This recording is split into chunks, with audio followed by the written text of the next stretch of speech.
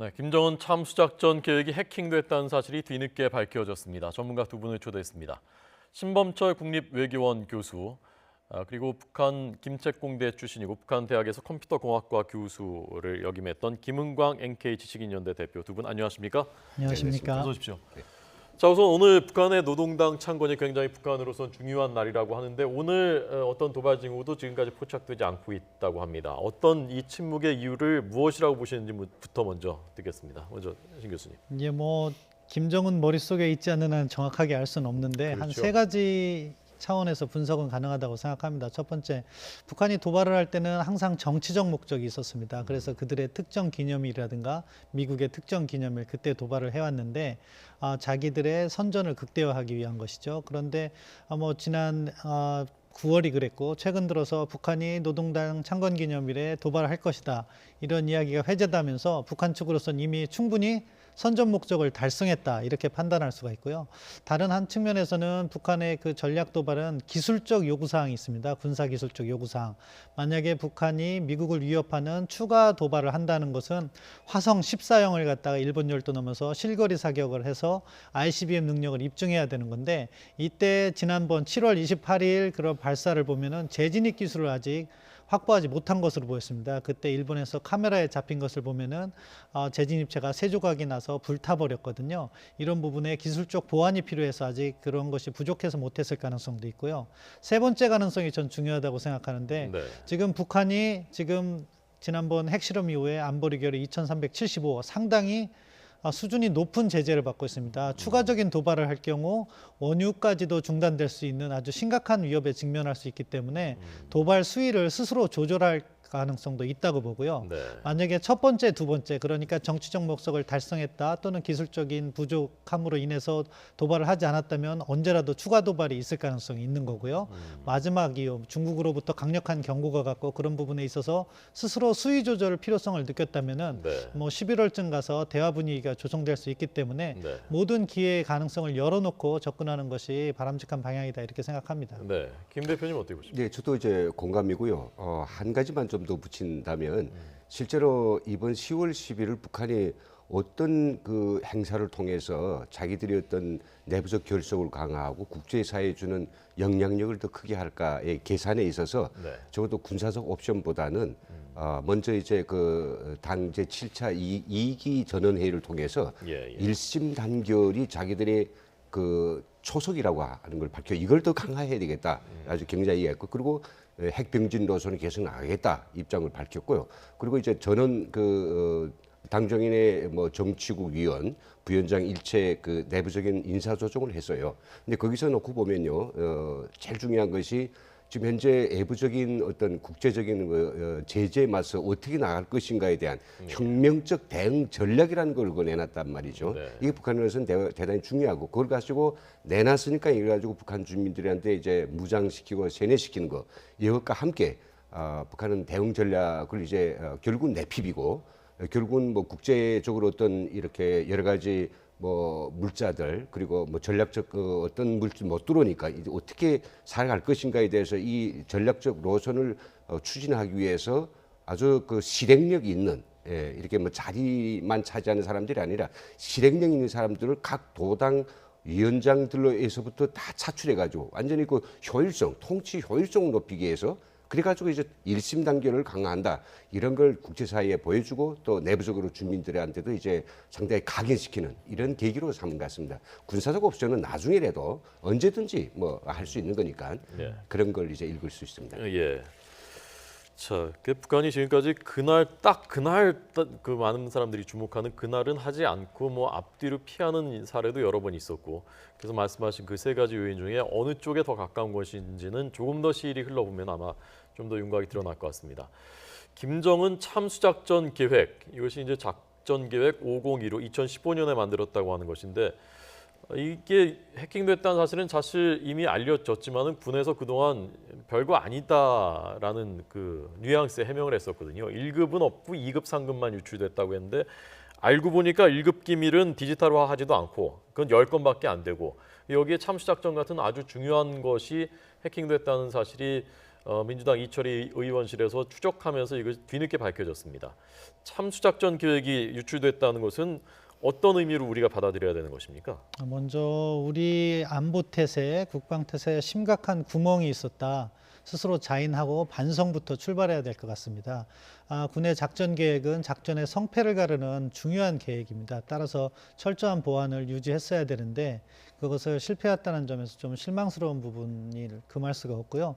참수작전은 아마 저도 작전계획 5015를 정확하게 다 읽어보진 못했습니다. 개념만 설명을 들었는데 과거에 작전계획 5029 같은 경우에는 북한이 공격했을 때 방어를 충분히 하면서 역량을 갖춰서 다시 반격하는 그런 개념이었는데 네. 이제 현대의 전장 양상이 변화하기 때문에 우리가 보다 이른 시간에 반격을 할 수 있는 그런 개념을 집어넣자 해서 5015에서 참수작전이나 다른 내용이 들어간 걸로 알고 있고요. 네. 참수작전은 결국에는 전쟁을 일으킨 원흉이라고 할 수 있는 북한군 수뇌부를 제거함으로써 예. 전쟁을 보다 이른 시기에 종결시키는 그러한 내용으로 구성되어 있을 것이고 예. 또 그걸 갖다가 갖추기 위해서 우리가 KMPR, 한국형 대량 응징보복 계획이라는 걸 만들고 그러한 역량을 구비하고 있었습니다. 그런 것을 어떻게 실행할 것인가 하는 내용이 담겨 있을 것으로 추정되는데요. 네. 그 부분이 북한으로 넘어갔다는 건 참 안타까운 일이 아닐 수가 없고 예. 이런 계획을 전반적으로 계획조차도 다 점검해서 수정을 해야 된다고 생각하고요. 네. 앞으로도 이런 것이 재발되지 않도록 보다 철저한 방호벽 설치라든가 분리 이런 것이 필요하다 이렇게 생각합니다. 네. 되게 짚어봐야 될 것들이 굉장히 많은데요. 지금 말씀 듣고 보니까 더 그런데요. 우선 9월에 유출된 것이 235GB인데 이게 종이로 치면 A4지로 무려 1,500만 쪽이라고 하는데 근데 이것이 무슨 내용이 유출됐는지도 파악이 다 지금 안 되고 있는 상태라면서요. 예, 그 235GB의 서류 중에서 네. 지금 현재 계속 확인해 나가고 있는데 거기서 180GB 정도는 자료 리스트가 제목만 나왔을 뿐이고 나머지 자료들에 대해서는 지금 가져는 갔는데 구체적으로 어느 정도 해킹을 당했는지에 대해서 지금 조사 중에 있다고 하니 상당히 굉장한 많은 자료들이 저우리 손에 아주 쉽게 너무나도 허술하게 넘어간 점이 안타깝습니다. 사실 이번에 자료를 이제 해킹당한 그 기관이 바로 국방통합데이터센터라 해가지고 우리 군의 전자 두뇌가 같거든요. 네네. 이 3군의 모든 이 전산 자료들이 매일 발생하죠. 매일 전장에서 발생한 사무 자료, 작전 자료, 전투 자료, 장비 자료 이런 것들이 다 결국은 과거에는 다 이렇게 분산돼 있었어요. 분산돼 있으니까 인원도 많이 들고 또 장비도 많이 들고 여기에서 보의 문제도 여러 것이 있지 않겠어요. 이걸 하나로 합친 게 바로 2011년부터 공사해가지고 2014년 10월에 끝냈거든요. 예. 그래서 아마 저는 이제 이 통합 데이터 센터가 생기면 제일 걱정한 게 이렇게 효율성을 높이는 데는 좋지만은 많은 중요한 자료들이 분산되지 않고 합쳐놓으면 네네. 단 한 번의 공격으로 3분의 자료를 다 가지고 갈 수 있단 말이지 실내에서 보는 것처럼. 근데 이제 그 15년 2월 달에 가동을 했는데 아이고 16년 다음 해 9월 달에 해킹 공격을 당했으니 네. 이게 정말 통탄할 일인 거죠. 네네. 제일 초기 사건이 발생했을 때는 큰 거 아니다라고 했어요. 네. 그러다가 올해 5월 달쯤 정도 되니까 이제 그 윤곽이 드러나고 그래서 사이버 사령관 그리고 여기에 그 책임 있는 센터장 포함해서요 많은 사람들이 그 경고를 받지 않았습니까? 엄중한 그런 경고를 받고 했는데 문제는 그 정도가 어느 정도 피해인가 했는데 오늘 바로 의원실에서 나왔죠. 보니까요 이제 말씀드린 참수작전 계획 같은 거 그리고 기타 그게 보면 이제 5015나 여러 가지 우리 긴급 대응 작전 계획들 엄청 많이 들어가는데 그런 것들이 그냥 계획일 뿐이라고 하면 우리가 바꾸면 되겠는데요. 우리 군이 가지고 있는 어떤 어떤 구체적인 어떤 장비나 그다음에 인력과 그리고 수단과 작전 이런 것들에 대한 현실적 자료들이 들어갔다면 이게 어떻게 하겠느냐 이런 문제죠. 그래서 항상 우리가 망을 분리만 하면 적의 인터넷 공격, 해킹으로부터 안전하다고 생각되지만 이번에 보셨지만은 망을 분리한다고 해가지고 완벽하게 안전하진 않다. 이거야말로 군도 이번에 굉장히 큰 충격을 받았을 겁니다. 아주 자, 아주 정말 안타까운 일이고 빨리 이게 해결되지 않으면 안 되는 일이죠. 네. 그러니까 다시 한번 시청자 여러분들께 정리를 해서 말씀드리자면은 전부 235GB인데 이게 A4 용지 1,500만 쪽 분량인데 이것이 이만큼 빠져나갔다는 것은 나중에 확인을 했다고 합니다. 데이터의 분량이 이만큼 빠져나갔다는 것은 확인했는데 해킹을 하면서 다 흔적을 다 해커들이 지웠다고 합니다. 북한으로 추정되는 해커들이죠. 그래서 실제로 뭐가 어떤 자료들이 넘어갔는지는 다 밝히지를 못했다는 겁니다. 235GB 중에서 53GB만 지금 말씀드린 참수작전 비롯한 그 목록들이 이런 게 빠져나갔구나라는 걸 아는 것이고 나머지 180GB 분량은 아직 무슨 내용이 빠져나갔는지도 모르는데 데이터 분량을 보니까 그만큼이 빠져나갔다는 사실만 확인된 이런 상황이라는 것입니다. 자, 그럼 앞서 이제 그 교수님께서도 그래서 계획을 수정해야 될 필요가 있지 않느냐라고 말씀하셨는데 상식적으로 드는 의문은 예컨대 이런 핵심적인 작전에서 이런 것들이 작전의 기본적인 골격들은 바꿀 수 없는 것들이 많을 것 아닙니까? 장비라든가 뭐 내밀한 내용들이. 그런데 이것을 금방 바꿀 수 있는 것인지 그렇게 하면 해결되는 것인지에 대한 의문이 생기거든요. 말씀하신 대로 골격 같은 건 쉽게 바꿀 수 없는 부분이 있고 그런 부분에 있어서 참 아픈 부분이 있습니다. 그럼에도 불구하고 이것이 뭐 장비라든가 그런 것은 어차피 북한이 파악하는 측면도 있었을 테니까 그 운영 방식이라든가 아니면은 개념을 갖다가 뭐 보다 앞서 말씀드린 참수작전을 뭐 2단계에 있는 것을 다시 1단계로 옮기든지 3단계로 옮기든지 그러한 변화를 줌으로 인해서 북한이 거기에 대응하지 못하도록 저희가 충분히 대응은 또 할 수가 있으니까 이제라도 정신 바짝 차리고 그런 대응 조치를 해 나가야 되는 거죠. 이미 엎질러진 물이기 때문에 이것을 가지고 뭐 우리가 후회만으로는 안 된다고 생각하고요.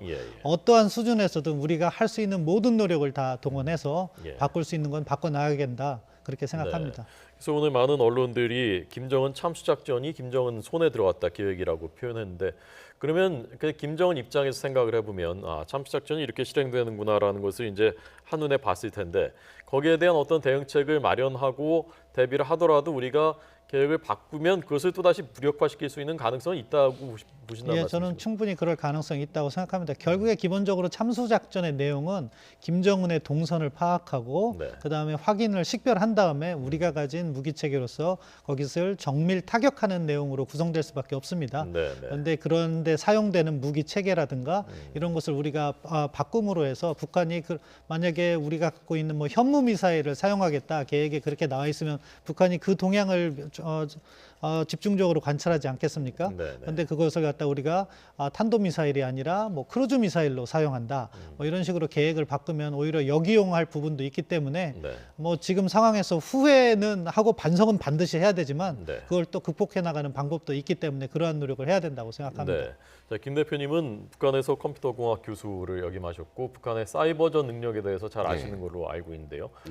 북한 지도부가 특히 이런 점들, 예컨대 수뇌부에 대한 공격, 참수작전이라든가 이런 걸 노리고서 해킹을 했다고 보셨습니까?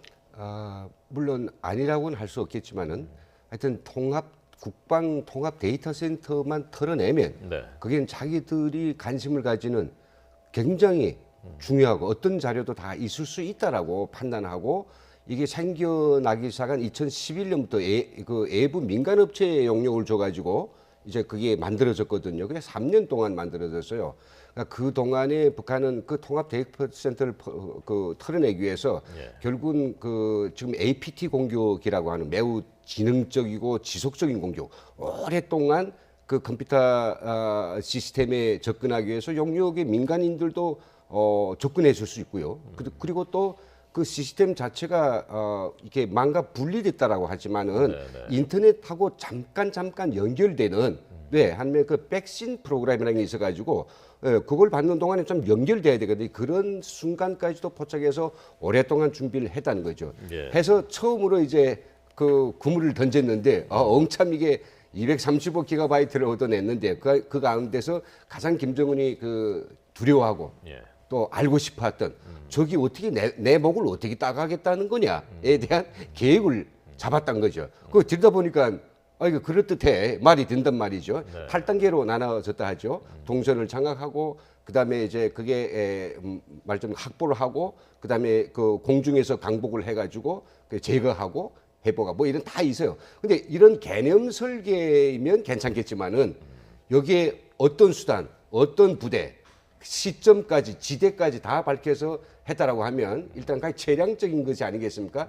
다음에 얻어지는 아마 작전은 차순위 작전이 될 것 같아요. 그래서 이런 것들이 굉장히 피해가 큰데 앞으로도 북한은 이 국방 데이터 센터가 있기 때문에 이 네. 데이터 센터를 지금 아마 엄청나게 이제 보강을 하고 그리고 이제 사이버 이 사령부가 전적으로 여기에 대한 아마 보완을 하고 있다라고 하지만은 어디서 어떤 구멍이 뚫릴지는 예. 이건 정말 장담할 수가 없거든요. 그러니까 말씀하신 대로 2015년 2월에 했으니까 우리 군이 상당히 높은 수준의 보안을 적용을 했을 테고 예. 나름대로 방어망을 구축했을 텐데 그렇죠. 예. 북한이 불과 1년 7개월 만에 그걸 뚫었다는 말입니다. 예, 그렇죠. 북한의 해킹 능력이 어느 정도입니까? 북한의 해킹 정도, 해킹 능력은 말이죠. 예. 일단 뭐 세 가지 측면에서 그 능력을 이야기합니다. 자체로 목적 대상의 어떤 서버가 있다면 서버의 보안 상태나 기술적 상태를 충분히 파악할 수 있느냐 이 첫째고요. 두 번째는 자체로 그것을 공격하기 위한 코드를 만들 수 있느냐. 네. 다른 나라에서 만든 거 사거나 이러저러 돌아다니는 거 쓰는 게 아니라 자체를 만들 수 있냐. 그리고 세 번째는 얼마나 해킹 공격한 경력이 있느냐. 근데 북한은 98년도에 이 해킹 부대가 만들어져 가지고 20년째란 말이죠. 자체로 엄청난 코드를 만듭니다. 김수 코드 이름이 알려진 것만 해도 그렇고요. 네. 그리고 우리 국방전산센터의 모든 서버 상태들을 파악했기 때문에 공격이 가능하니까 세 가지가 충분하므로 네, 네. 예, 그래서 저는 아마 지금 뭐 미국이나 기타 이런 전문가들이 평가하는 것처럼 예. 뭐 세계 랭킹 뭐 4위다, 5위다 이런 이야기 나오는데 그 구체적인 능력은 몰라도 일단 뭐 인력수가 굉장히 많고 지금까지 능력 가지고 있는 이 해킹 자산들이 상당하기 때문에 우리가 북한의 어떤 해킹 능력에 대해서 가소평가하면 안 되는 거죠. 예. 저희 이 남북 간의 어떤 긴장, 군사적인 긴장 이런 것이 참 전선이 여러 군데구나. 우리가 생각하지 못하는 곳에서도 치열한 어떤 전쟁이 사실 벌어지고 있는 것이구나라는 것을 다시 한번 절감하는 뭐 이제라도 늦었지만 교훈으로 삼아야 되는 사건이었습니다. 앞서 미국이 항공모함하고 핵추진 잠수함을 한반도에 전개시킬 가능성이 있다라는 관측이 있었고 여기에 영국 국방장관이 영국도 한반도에 파병할 가능성이 있다라고 언급하고 영국의 데일리 메일지는 한반도에 최신 항모를 영국이 보낼 가능성이 있다라고 언급을 했단 말입니다. 전반적인 이 맥락들, 이 발언의 맥락들, 작전적 개념으로 봤을 때는 어떤 것을 염두에 상정할 수 있는 것이라고 교수님께서는 보셨습니까? 그러니까 이게 뭐 영국이 뭐 한반도의 전쟁 가능성을 높게 평가하거나 뭐 당장 그럴 준비를 하고 있다기보다는 이 군 차원에서의 대비 계획은 가능성에 대한 시나리오 검토를 다 합니다. if라는 가정이 들어가는 거죠. 그럴 때 우리는 어떻게 준비할 것인가? 저는 그런 차원에서 검토가 되었다고 보고요. 영국은 유엔사 해외연국 중에 하나입니다. 그렇기 네. 때문에 한반도에 전쟁이 나면은 군대를 보낼 것을 갖다가 미리 약속을 하고 있다고 알고 있습니다. 따라서 자기들 나름대로의 그러한 대비 태세를 갖추고 있을 건데 지금 한반도에 있어서의 뭐 군사적 긴장이 고조되는 보도도 있고 하니까 그런 것을 한번 점검해 봤을 거라고 생각해요. 지금 뭐 미국이 구체적으로 영국에 통보를 해서 전쟁 가능성이 있으니까 이런 걸 준비해 달라는 그런 수준은 아니라고 생각하고요. 그 과정에서 영국이 한반도에서 전쟁이 났을 때 어떠한 지원을 할 수 있을까 하는 것 중에 하나가 자기들이 뭐 이제 항공모함도 새롭게 나오니까 그걸 보낼 수도 있다. 그 정도 수준으로 이해가 되고요. 이런 분위기 전반은 지금 북한 핵 문제가 날로 이제 어떻게 보면은 고도화되면서 국제사회 특히 핵 보유국인 미국과 P5 국가들이 이 문제를 심각하게 인식하고 있다 네. 하는 것을 여실히 보여주는 장면이라고 생각하고요. 네. 따라서 뭐 우리 같은 경우에는 그러한 준비 자체가 뭐 지금 한반도에 긴장이 고조됐기 때문에 그렇다고는 아니라고 생각하지만 이러한 상황이 발생하지 않도록 긴장 수위를 낮추는 노력을 함께 해나가야 될 것이고 또 함께 또 고민해야 될 부분은 이러한 국제적인 공조가 외교 부분에 집중이 돼서 결국 외교적 해법으로 가야지 군사적인 해법은 답이 아니다. 이 부분을 잘 설득하는 과제는 우리 정부가 안고 있다고 생각합니다. 네. 자, 마지막으로 김 대표님께는 북한이 패러글라이더를 이용한 고공침투를 네. 훈련하고 있다. 며칠 네네. 전에 YTN에서는 역시 뭐 해외 언론에서 분석했었던 그렇죠. 70년 된 수송기를 통해서 또 침투하는 방안에 북한이 그게 굉장히 위협적이다라는 예. 외신 보도도 있었고 예. 패러글라이더를 통해서 어떤 작전을 전개할 수 있는 겁니까? 우리나라에서는 이제 패러글라이딩을 주로 뭐 항공 스포츠 쪽으로 이제 많이 사람들이 그냥 오락을 즐기고 있는데 스포츠를 즐기고 있는데 북한은 이제 그 부대가 어디에 있느냐 하면요. 신우주에 있거든요. 예. 신우주가 이제 바람이 상당히 굉장히 좋은 데예요. 그래서 그네들은 거기서 굉장히 많은 수의 그런 패러글라이딩 침투 부대를 이제 육성하고 있습니다. 그걸 인민군 항공구락부라고도 이야기하거든요. 국방항공구락부 소속에 많은 인원들이 육성되고 있는데 중부전선 같은 데 산이 많은 그런 지대에서 상대 쪽 그런 고지 너머로 네. 그런 아주 잽싸리, 아주 바람과 같이 침투하기 위해서는 이런 수단이 필요한 거죠. 그뿐만 아니라 뭐 이미 많이 이야기 됐습니다만은 북한이 가지고 있는 300대의 AN2기 예. 이거는 전부 재질이 나무로 만들든지 아니면 캔버스 천으로 거기다 이제 이렇게 탐지기에 걸리지 않도록 스텔스 재료까지 발라서 만드는데 10명이 탈 수 있습니다. 축선 요원이 완전 무장이죠. 이런 그 300대를 태워 가지고 한 개 뭐 사단 내지는 뭐 완전 뭐 여단급의 그 부대를 갖다가 순식간에 이제 보내려고 하는 그런 침투 작전입니다. 근데 이게 아주 저공으로 날기 때문에 우리 아마 국군에서도 국방부에서도 많이 신경 쓰고 있습니다만은 웬간한 레이더에는 잡히지 않으니 이걸 어떻게 이제 우리가 사전에 그런 탐지기를 배치를 해가지고 이거 탐지해낼 것인가. 예. 요즘 이제 들어서 북한이 더욱 그 AN2기를 스텔스화 스텔스화 능력을 높이고 그것을 개량하게 한 그런 움직임이 보이기 때문에 아마 오늘날에 그것이 아마도 주목받고 있지 않나 싶습니다. 네. 대응 방안이 있습니까, 우리는? 뭐 우리 군이 그 위협은 예전부터 계속되었던 거라 나름 더 그러니까 소대나 분대별 화기를 갖다가 강화시켜 가지고서는 그것을 자꾸 또 이게 열 탐지기로 해서 그것을 추적하는 그런 노력은 하고 있는 것으로 알고 있고요. 네. 그리고 이런 부분이 앞으로 우리 군이 더 관심을 두어야 되는 이유가 또 있는데 이제 북한이 이제 핵무장을 어느 정도 완성했다고 싶을 때 그것을 갖다가 그 힘을 보여주기 위해서는 결국엔 국지 도발 같은 것을 통해서 분쟁을 일으키고 한국의 대응 과정에서 너희들이 이상 대응하면은 핵무기를 사용할 수 있다는 실질적 위협을 가할 수가 있습니다. 그 차원을 예방하기 위해서라도 우리가 이거에 대한 철저한 대비가 필요하다 이렇게 생각을 합니다. 네. 마땅한 대비책은 지금 뚜렷한 건 없는. 군에서는 계속 대비하고 있는 것으로 알고 있습니다. 네, 알겠습니다. 신범철 교수님, 김은광 대표님 두 분 분석 잘 들었습니다. 고맙습니다. 네.